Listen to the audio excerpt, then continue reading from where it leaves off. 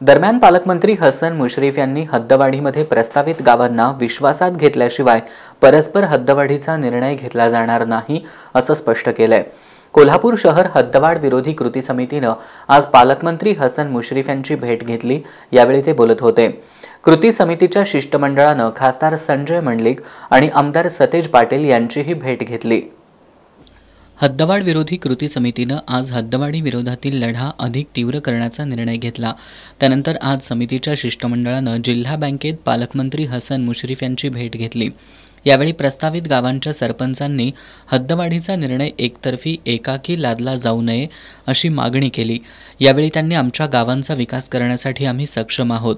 कोल्हापूर महानगरपालिका शहरातील लोकांना शहरांमध्ये सोयीसुविधा देण्यासाठी कमी पडत असताना शहरात समाविष्ट होणाऱ्या गावांना महापालिका सोयीसुविधा कशा प्रकारे देणार अशी विचारणा करत हद्दवाढीला गावांचा विरोध असल्याचं संबंधित गावांच्या सरपंचांनी सांगितलं। यावर पालकमंत्री हसन मुश्रीफ यांनी हद्दवाढीतील प्रस्तावित गावांना विश्वासात घेतल्याशिवाय हद्दवाढीचा परस्पर निर्णय घेतला जाणार नाही असं स्पष्ट केलं। हद्दवाढीनंतर कोणती गावं शहरात समाविष्ट होणार आहेत हे सुद्धा अद्याप निश्चित नसल्याचंही पालकमंत्र्यांनी स्पष्ट केलं। कृती समितीच्या शिष्टमंडळानं बँकेत उपस्थित असलेले खासदार संजय मंडलिक तसंच आमदार सतेज पाटील यांची सुद्धा भेट घेतली।